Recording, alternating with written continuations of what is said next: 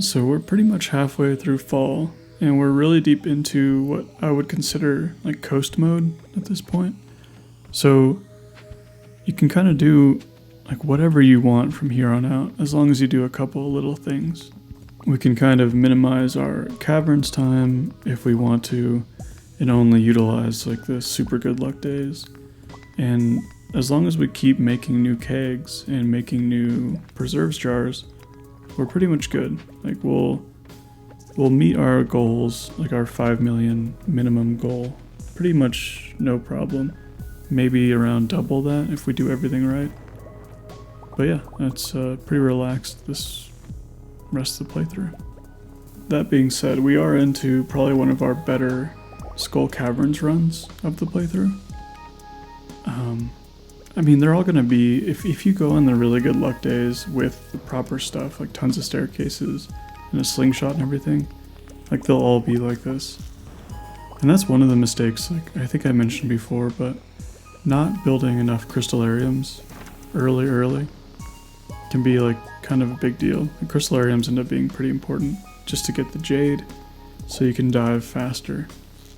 And you kind of have to sacrifice a lot of gold and batteries early, but it's really worth it because you can make up for it a lot by having days like this where you're getting over 500 iridium.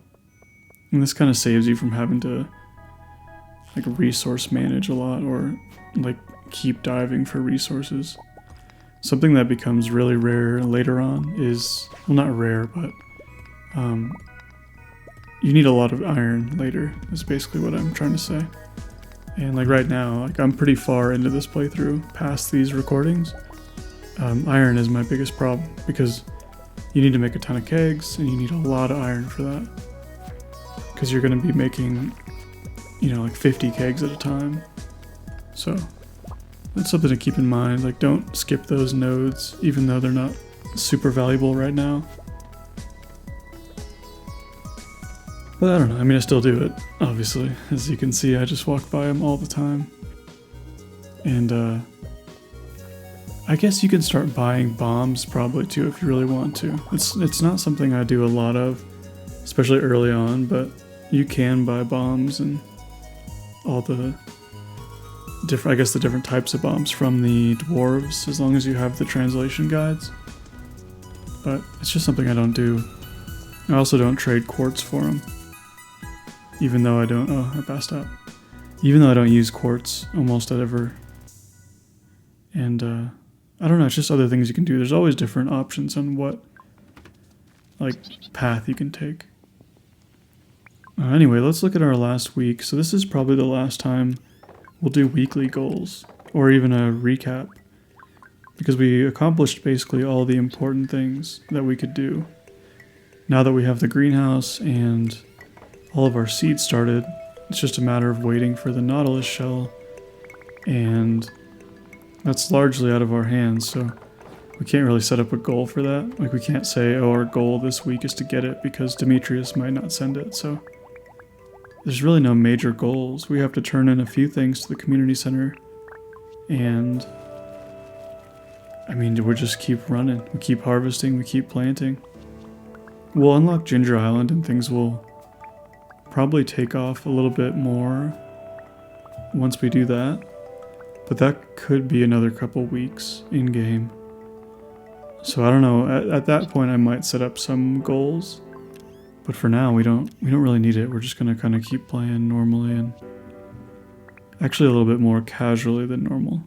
In fact, I think today we're gonna go to the fair, which is something I probably would normally do on a min-max run just for the star drop, but it's not necessary, so you can skip this if you're still trying to get, heavy Skull Caverns dives, but I am going to go today. I don't have like a ton of really good stuff to put on my display, but I have a few things. Like I'll do some gold star crops and prismatic shard and stuff. I don't think I'm going to win it, but as long as I get second place or better, I guess that's what matters. And even if you don't, it doesn't matter, because you can just do like a slingshot or fishing minigame. And then we'll just gamble with our winnings until we can afford the star drop. Which usually goes pretty well. I think our gambling goes poorly on this one, but sometimes you just don't win very frequently. I'm pretty sure the green, what is it? Like the green section of the spin wheel has a higher chance of being landed on, but you still sometimes don't get lucky, so you don't always win when you gamble. And obviously that's why it's called gambling, but that's the easiest way to get tokens really fast. If you just bet half of your tokens. Yeah, you just bet half your tokens every time you gamble. Eventually you'll have enough. And sometimes it's worth it to... Oh, it's just standing there. Sometimes it's worth it to like gamble for more if the shop is selling like espresso or something. Sometimes they sell a couple triple shot espressos. I was trying to remember if there's like a key command to automatically place stuff in there, because sometimes you can shift click and it automatically puts it up there, but it doesn't work for this. So I probably should have put the duck feather in there in the red cabbage, but I put a salad. And then yeah, I'm talking to Demetrius because he's the only person I'm concerned about relationship with, but otherwise it's like a pretty standard festival, you know. I like some of the mini games. I didn't really feel like playing them at this time, but the slingshot one's kind of cool. I was watching a tool-assisted speedrun video of the slingshot game, which was pretty interesting because it's tool-assisted, so everything's completely perfect, you know. Those are really cool runs. I think his name's Underscore, makes them on YouTube. It's all like tool-assisted Stardew Valley. It's really crazy. Like they can make it so that you can, every time you chop weeds, you get mixed seeds. So like early on in the game, he'll have like hundreds of mixed seeds just from chopping weeds. It's a weird thing because I don't know how that actually works, but it must take forever to make those tool-assisted videos. So yeah, I got second place, which is fine. 500 tokens is good enough. And then I'll just gamble for however long it takes. And you can just type in the number. I just use my controller because it's easier, but typing it in is probably more efficient. And yeah, it's one of those things that it takes a while, but it doesn't take any in-game time, so you can, if you really want to, spend all day doing this. There's not a lot of value to it, but you could, I guess. Same with like in the casino. It doesn't take any in-game time, but you could totally spend your whole day in there gambling, which I might do just to get warp totems and like hardwood fences. You can also do that and like basically exploit the slot machines or the like blackjack game and make a ton of money, but I don't think I'll waste too much time with that. But yeah, so yeah, they have a triple shot espresso for sale. I didn't buy it, but if you need it, you can. So it's also not always a triple shot espresso. Sometimes it's like random items, and I don't know what the pool is for it, but it just pulls from a random pool of items as far as I know. But yeah, I think that's the only festival we'll ever go to. I won't do any ice fishing. I won't do Spirit's Eve because that's just for a golden pumpkin, which is only worth either 2,500 or 5,000, which is nothing, but I don't really need it. And you can get golden pumpkins through artifact troves anyway. And yeah, I think that's it. Because I don't even think I'll do the Christmas one. Because you really can't get that many good gifts. And if I don't have my friendship high enough to get a gift, sorry, no, that's not how it works, but if I don't receive a gift from Demetrius before wintertime, it doesn't matter anyway, because that's when Nautilus shells spawn on the beach, so I don't actually care if Demetrius' friendship decays after wintertime, so I won't have to go to the festival. And I guess I don't even know if he's my gifting partner. But yeah, so that's the only festival we'll go to on this whole run. If we were doing perfection, we would have to go to every single festival just because of the unique items you can get at the festivals. Like either star drops or recipes or rare crows or whatever it is. So on my perfection run, obviously I'll be doing all of the festivals, which will actually make it a little bit harder because that takes away an entire day, especially early on with the flower festival or the dance or whatever, and the egg festival. But I'll worry about that once that actually comes up. And what else are we doing this week? I don't know if anything else even particularly eventful is happening this week. We have a couple other things that are going on, like we can go to the quarry if we want, we can... Yeah, I mean, we just have little stuff here and there, not a whole lot. We got the ducks going on. I still have yet to see any swim. I always think that little lily pad in the top corner is a duck swimming, which always gets my hopes up, but it never happens. And I don't know why it's so rare. Maybe I can block them off, but it seems cruel to like give them such limited space. So, I don't know. I mean, I say that, but just last episode I just deleted all my chickens because their utility was gone, so oh well. Yeah, I don't think I do much else. I need to start thinking about like hardwood, making sure I have enough hardwood to repair the boat as soon as that's available. But that should be relatively easy, because I already have a pretty decent chunk. You need 200 total, as well as 5 batteries and 5 iridium bars, all of which should be easily doable. And then we set up our quarry today, which was for pumpkins. That's where we're going to set up all of our preserve jars and whatever spillover kegs we have after building 2 sheds worth. I don't want to have like 3 or 4 sheds on my farm. I might at some point for like crystallariums, but I don't think I will. I'll probably just leave it to 2 sheds, and then the pumpkins will all be somewhere else. So, and I'm also grabbing the golden scythe. It's not really that useful, but you might as well grab it. And a free prismatic shard is nice. And yeah, I think... I mean, I have a full this is the last day we play today. But I don't think it's anything more than just a lot of errands. Kind of a lot of running around and picking up miscellaneous forage, trying to get our forage back on track. And just... it's all like tightening up loose ends, I guess. We'll probably, most of the upcoming episodes, everything will probably be always sped up. There won't be a lot of, like, regular speed anything, because most of the stuff will be pretty uneventful for the most part. Which is why this playthrough probably won't go much longer than another, maybe like 10 episodes, 5 or 10 episodes.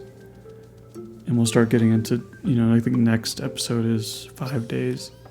And the one after that will be 5 days as well. So once winter 28 hits, we're going to call it quits on this farm.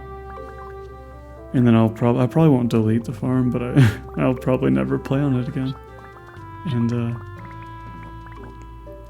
maybe, I don't know. I don't, it's hard to say, because this farm is very similar to my other ones, but it's just, it's something I'm not going to do perfection on, since I'm going to be doing that on another farm. So there's really not a whole lot of reason to keep this one, since I played it in a very standard, like typical fashion of mine. And I accidentally sold a bunch of coal right there, but luckily with the new 1.5.6 patch a couple months ago, or a year ago at this point, you can buy back stuff you accidentally sold. Because it didn't used to be that way. You used to have to basically restart your whole game if you accidentally sold something. Which was like pretty brutal, honestly.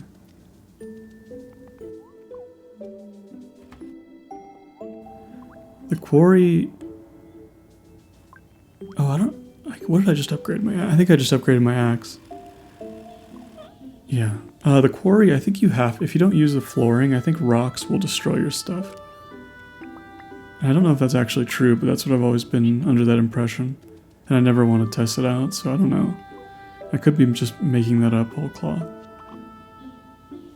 Usually what I do is I just set up like a mega sloppy setup, I guess, and then just slowly fill in a bunch of preserve jars as I fill in paths. And this one I didn't even clear out the whole thing, which is kind of surprising. I usually at least do that, but I just wasn't feeling very organized. Because ideally you'd bring over enough pathing to cover the whole thing in one go, clear the entire thing with bombs, or just mine it all, it doesn't matter, but yeah, that's how you would do it, and then cover it all up at once so you'd never have to again. Like, I'll probably end up clearing this thing like 6 times. Just because I didn't clear it fully. I only did little tidbits of it. Because I think every day you'll get, I don't know, like 5 or 10 rocks spawning, so... I mean, I at least bombed most of them, but they will be back, so I should have just covered them up. I think I get kind of annoyed when I have to like run back and forth, and since I just sold my I just upgraded my axe, I can't chop the trees down anyway, so it's like one of those things where there's no real point to trying to do it all when I know I can't do the trees. I don't know. That's how I justify it in my head. But I think we have a harvest tomorrow. But here's the other thing. We just upgraded our axe, which is a mistake. Because if we have any giant pumpkins, we won't be able to destroy them. We won't be able to chop them down. Because we need the axe for that. So I'm not sure how that'll work out, if we will have enough time to wait a day for the harvest or not. I guess I'll figure that out here in a moment. I think we will. Yeah, we will. So as long as if I wait 1 day to harvest the giant pumpkins, yeah, we'll be good. We'll just have to, it'll push it back 1 more day, but we have enough time. So okay, never mind. Either way, this probably wasn't the best time to upgrade the axe, but it's not going to be a big deal. We'll just have 1 extra day of big pumpkins hanging out. And I don't think you can break them, unless you can break them with a pickaxe, which I don't know if you can. I don't think you can, but I don't see why not. I think if you hit a pumpkin with a pickaxe, it's gonna get destroyed, but maybe I'm wrong. And this greenhouse is really in shambles. It's like the whole top row it's just not very neat. And yeah. And like I was going for replacing the sprinklers, but I didn't even do it fully. It's very confusing watching some of this stuff. It's a little more like chaotic than some of the earlier, more regimented stuff. But it's just how it goes. You'll kind of start seeing more and more of my like true play style coming forward when I'm more like scatterbrained and just kind of playing more casually, like I said, just kind of coasting through and taking care of little things as I think of them. And this is like, for me, this is the hardest thing to stay ahead of. And I should really just build more furnaces, but I'm always really stubborn when it comes to doing that, so I'm just kind of slowly trying to keep up with the demand of copper and iron, which for the most part I am decent about. I don't really run out at any point. I get pretty low, and maybe I run out like once or twice, but nothing major. Like there's no emergencies or anything. But that's pretty much it. I mean, the rest of this, I'm just inventory managing, prettying up my farm a tiny little bit, and that's it for this episode. I think tomorrow or in the next couple days we'll have bigger harvests. And we'll get pretty close to getting into winter when I don't think I'm going to do the forage route in winter if we have Ginger Island unlocked. And then if that's the case, we'll just spend all our time in Ginger Island pretty much. Anyway, I'll see you next time.